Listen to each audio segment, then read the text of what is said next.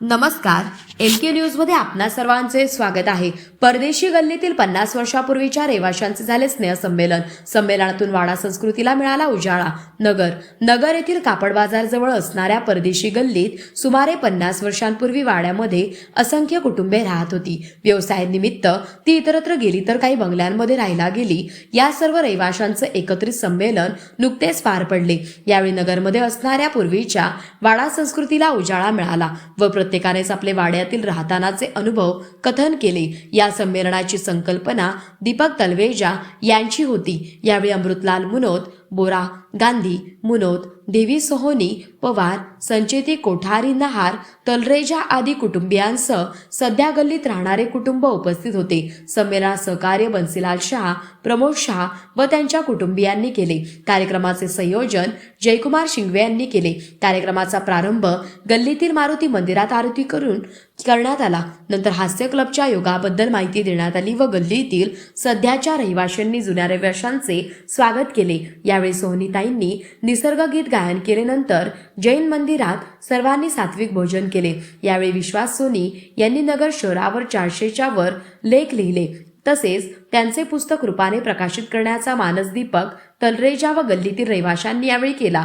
यावेळी पूर्वीचे खेळ, गप्पा, विविध विषयांवर संवाद संपन्न झाले व नगरमध्ये असलेली पूर्वीची वाडा संस्कृती सर्वांनी जपणूक करून आपण कसे जीवन जगलो व कसे कष्ट करून आज उच्च राहणीमानात गेलो हे नवीन पिढीला कळण्यासाठी असे संमेलन प्रत्येक गल्लीत आयोजित केले जावे असे आवाहन दीपक तलरेजा यांनी केले। प्रतिनिधी महेश कांबळे।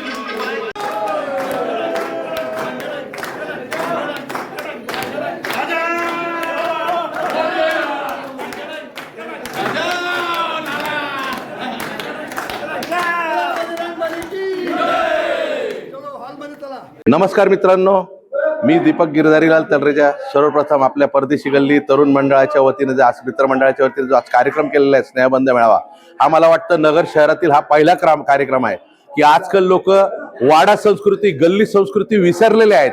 आज लहानपणापासून आम्ही जे लहानाचे मोठे झालो, जे काही वडीलधारी माणसं होते, आज आपल्या फ्लॅटमध्ये वर कोण राहतंय हे लवकर कोणाला कळत नाही। पण या वाड्या संस्कृतीमध्ये आज गेली 5 दशकं आम्ही एक दुसऱ्याच्या घरात, एक दुसऱ्याचे विचार, संस्कार जे काही घेऊन आज आम्ही जे मोठे झालो आहेत, आज ती त्याच्यामुळे पुढची पिढी जी डिप्रेशन मध्ये जात आहे ती केवळ आणि केवळ जास्त लोकांच्या संपर्कात नसल्यामुळे, त्यांचं काउन्सिलिंग होत नाहीये।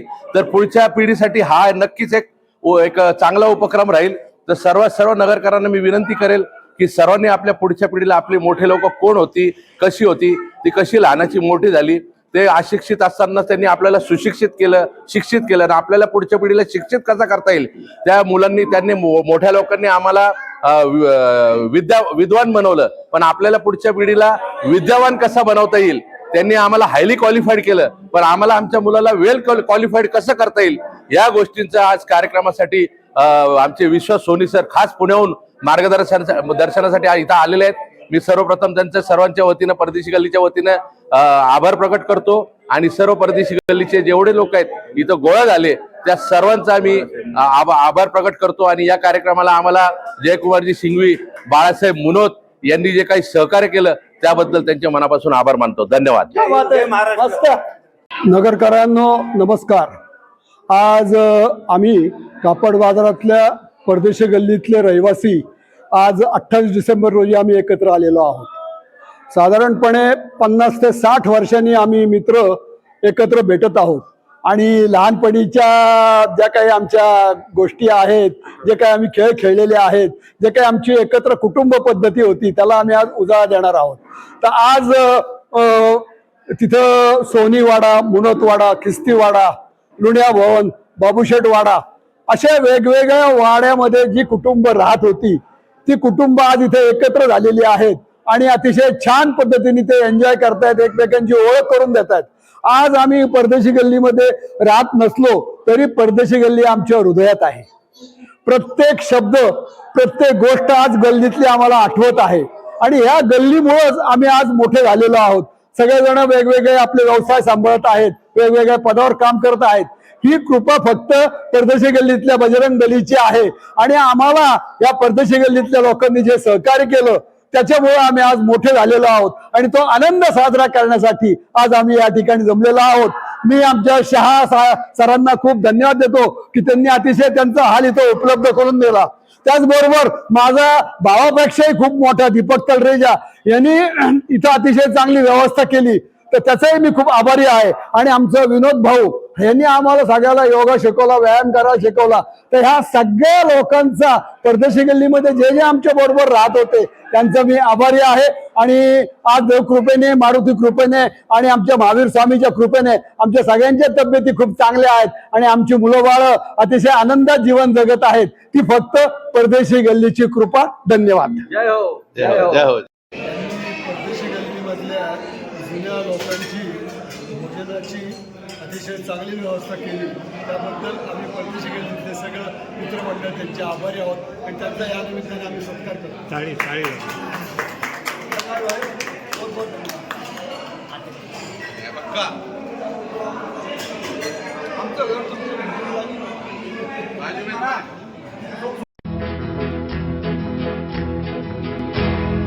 मौज मजा मस्ती मध्ये रमते मन, निसर्गात नंदनवन साई बन. मौज मजा मस्ती मध्ये रमते मन, निसर्गात नंदनवन साई बन, साई बन. सुटीचा आनंद लुटू झाडी हिरवीगार, प्राणी पक्षी कारंजे धबधब्याची धार. ला ला ला ला ला ला ला ला ला ला ला ला ला ला. विरंगुळा विसाव्याचे वेचू क्षण, मौज मजा मस्ती मध्ये रमते मन, निसर्गात नंदनवन साई बन, साई बन. टेन्शन पासून राहू दूर, आनंद घेऊ पुरेपूर. हुरडा पार्टी वनभोजन या वैशिष्ट्यांसह अल्पावधीत लोकप्रिय झालेलं पर्यटन स्थळ साईबन.